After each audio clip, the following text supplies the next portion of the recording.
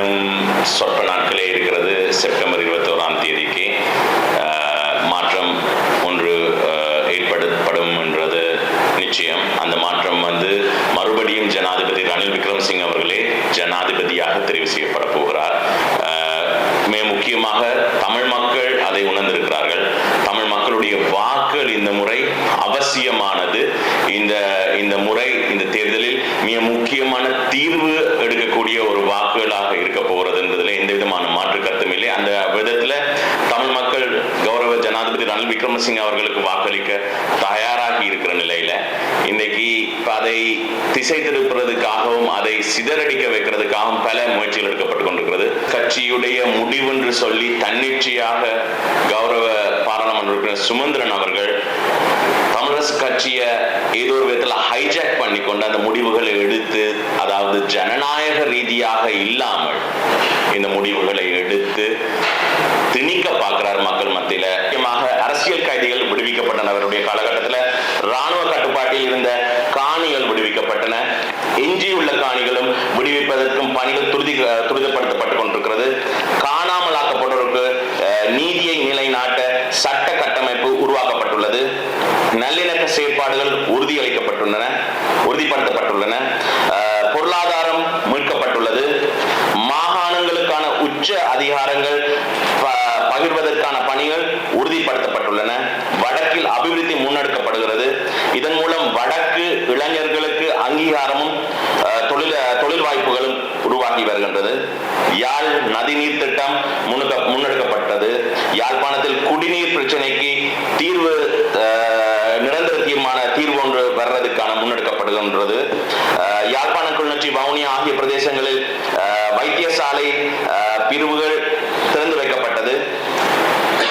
மன்னார், வவுனியா, கிளிநொச்சி, யாழ்ப்பாணம் என முழு வடக்கிலும் அபிவிருத்தி முன்னெடுக்கப்படுகிறது. இனவாதம் இல்லாத ஒரு தலைவராக ரணில் விக்ரமசிங்கே இருக்கிறார்.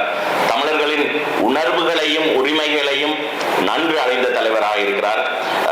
உலக நாடுகளில் உள்ள தொடர்புகளை உள்ள ஜனாதிபதியாக இருக்கிறார். காங்கேசன் துறை, பரந்தன், மாங்குளத்தில் முதலீட்டு வலயங்கள் வருகிறது. வருகின்ற செப்டம்பர் 14ஆம் தேதி அது ஆரம்பிக்க ஏற்பட இருக்கிறது.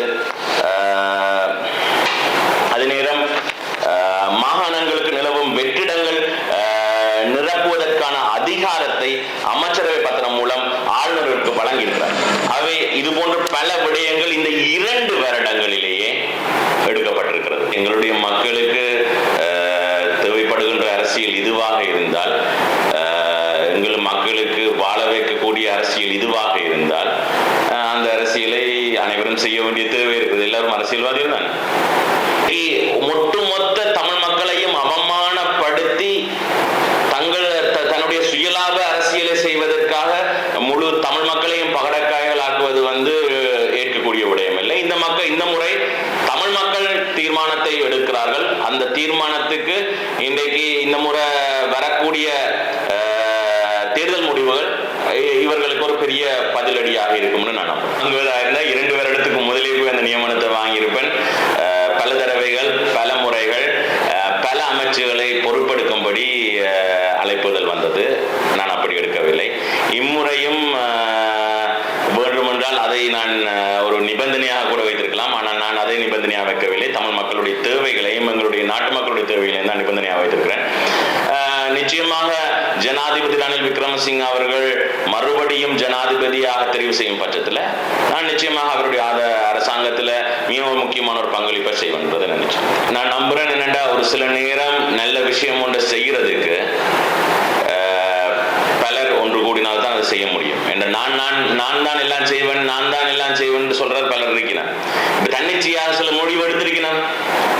அதாவது பலர்களுடைய கருத்துக்களை கேட்காம ஒரு சிலர் தனியாக முடிவெடுக்கணும். அவர்களை நாங்கள் ஏற்றுக்கொள்றோம் இல்லை தானே? அதே மாதிரி இல்லாம இன்றைக்கு மக்களுடைய முடிவு என்னவோ அந்த முடிவுக்கு செவிசாய்த்து இன்றைக்கு ஒன்று கூடி இன்றைக்கு ஒரு நல்ல விஷயம் நடக்கணும். அது முக்கியமாக நாங்கள் இன்றைக்கு இருக்கிற சூழ்நிலை. இப்ப உதாரணத்துக்கு நாங்கள் எல்லாரும் கோவிட்ல இருக்கிறோம் வைங்க, கோவிடுகளுக்கு வந்துட்டு வைங்க, கொரோனா வைரஸ் வந்துட்டுதுண்டா இந்த நேரம் நாங்க ஒரு புது மருந்தை ட்ரை பண்ணி பார்க்கலாமோ, அல்லது ஏற்கனவே எங்களுக்கு வேலை செய்யற மருந்து ட்ரை பண்ணி பார்க்கலாமோ? நாங்கள் ஏற்கனவே வேலை செய்யற மருந்து தான் ட்ரை பண்ணி பார்க்கலாம். அந்த அடிப்படையில் ஏற்கனவே வேலை செய்து கொண்டிருக்கிற மருந்து ரணில் விக்ரமசிங்க அவர்கள் 2 வருடம் எங்களுக்கு உண்மையிலேயே ஒரு மூச்செடுக்கக்கூடிய அவகாசம் தந்திருக்கிறார்.